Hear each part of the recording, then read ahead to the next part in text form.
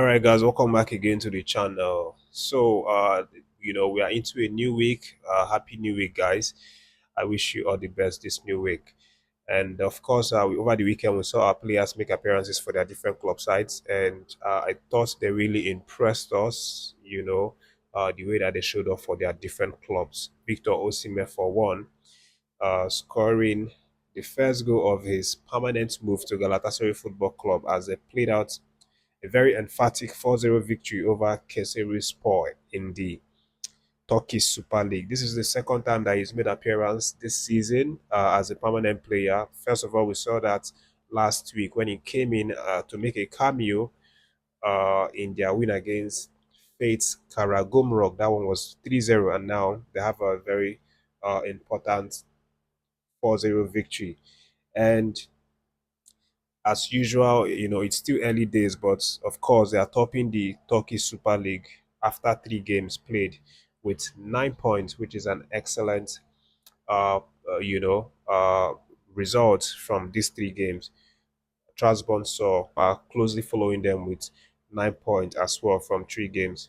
Of course, Paul Onachu and Nwakeme are players who are with the Trabzonspor side.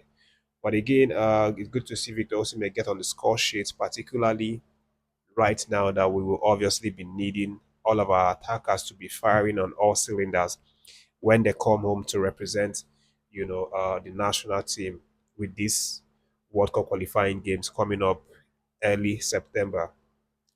But aside from him, guys, we saw, other impressive performances as well, this time in the EPL with Kevin Bassey and Alex Iwobi as they played out a 1-1 draw. 1-1 draw over Manchester United. That game was a very difficult game, as you would expect, because obviously Man U is Man U. Whether they are in form or whether they are out of form, every time you play a Manchester United side, I think it's always a difficult game. You should always expect it to be very difficult. And it proved very difficult for one man, Kevin Bassey, because obviously he was the culprit at some point when he wrestled down Mason Mount to give out a penalty, of which, fortunately for him, Bruno Fernandes was unable to convert that one from a spot kick, and that's actually the reason why Manchester United went on to draw that game 1-1. But as far as his performance, he played for 90 minutes, had 2 fouls. One was very crucial, gave out a penalty, and then had accurate passes of 36 completed. But what is not recorded in this statistics is uh, was his ability to actually mark out Brian Mbuemo. I saw that game, and I was really impressed in the way that Kevin Bassey held Mbuemo and prevented him from causing too many damages to his side, and that was really impressive. Obviously, this is what we will need from Kevin Bassey when it comes to represent us. And then we saw Alex Iwobi, who for me was man of that match, and rightfully so, because at the end of the day he won the player of the match award for the match because of how impressive he was. He created the assist for the Fulham goal to his fellow Hale End academy player, that's Smith Rowe, who converted it in a very impressive manner. He actually just came on board less than 2 minutes ago and then had to convert it, very quickly the way that he did. So this is really nice, and it's definitely something that will boost their confidence going into the next game, which is against Chelsea. And we all know that it's going to be a very strong match for them. It's coming up on Saturday, uh, all London derby, very interesting game to watch, and of course, another opportunity for Alex Iwobi to impress. By the way, that assist yesterday actually brought his total assist tally to 40 in the Premiership, which is by far the highest any Nigerian has had in the Premier League history. The next best, assist provider for Nigeria is Kanu Nwankwo 29 assists, and then Yakubu Aigbeni 26 assists, Kelechi Iheanacho 25 assists, and then Shola Amobi of Newcastle United 20 assists. So Alex Iwobi uh, keeps setting this record, 40 assists so far in the Premiership, and we expect a lot of assists and lots of goals as well. Remember, last season was arguably his best season in the EPL, especially in terms of scoring goals. He scored a lot of goals last season, much more than he did all of the 11 years that he has spent playing in the EPL. Good one for the man, guys. But let's move on and talk about the controversy that's happening right now with NFF, the former players and things like that.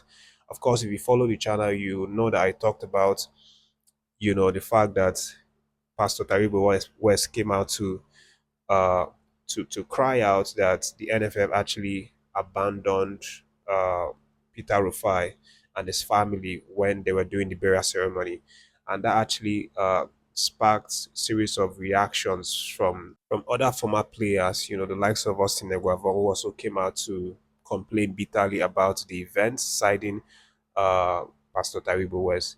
But then there's also Brown Ideye, the man that recently retired from international football. He also dropped his 2 cents, not via interview, just like we saw Taribo West and Eguavoen do, but via his Twitter account. He was not siding, these legends. He was actually siding NFF in a way that he released a statement on Twitter. I'm going to let you guys know what everybody said. And then there's also Daniel Omokachi, another legend who weighed into the matter. And surprisingly, he's not siding Eguavoen or Taribo West, who he said he's actually siding NFF and Brownie Day. So this is what has been said. So after Taribo's criticism of the NFF, Austin Eguavoen followed closely with his own criticism, and in his statement, let me just read it out quickly. He said, "I don't think we've done enough. I don't care what anybody's gonna say about it. The difference between sportsmen and women and military people is the gun, and you see this mark here. I don't know if you can see the mark here. It's from Ortega during Confederation Cup between Nigeria and Argentina. Boom, I thought I was blind. There was blood all over my face, but thank God I'm not blind. I could have been blind. It was also the same attitude when the late Keshi was buried many years ago. Not to talk about late Okafor and others. It is what it is. I think it is time for us to find a way now. A whole lot of people have gone who put their lives on the line to represent Nigeria. Because I think Peter Rufai is too big of a name that the government, the people in charge won't just come and take over this burial. Peter Rufai is a name, a household name, a big name. It's so sad. I'm sorry to speak like this, but it's the way I'm feeling right now. Maybe because of emotion, but I don't think we've done enough. So that's what Austin Eguavoen came out to say, complaining that the lack of support for the legend was not enough. It was very disappointing, saying that he also almost got blinded when he was playing for the Super Eagles, and all that could have been for nothing. But let's go on and talk about what Brownie Day posted on his Twitter. Brownie Day said, "Footballers should be jailed for life if after they retire from playing and they can't feed themselves." So he said that immediately after it went viral what Taribo said about the NFF, and following that again, Omokachi also released a statement which was captured by Vanguard newspaper online.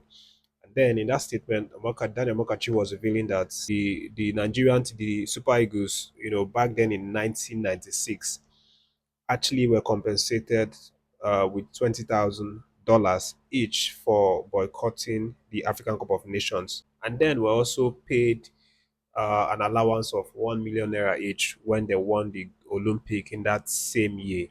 So what this is just trying to say, is that the players were heavily compensated during that period, and they got a lot of money from their services for the country. This is what Daniel Mokachi is trying to say, which of course is supporting what Brani Day said, that these players should be able to take care of themselves.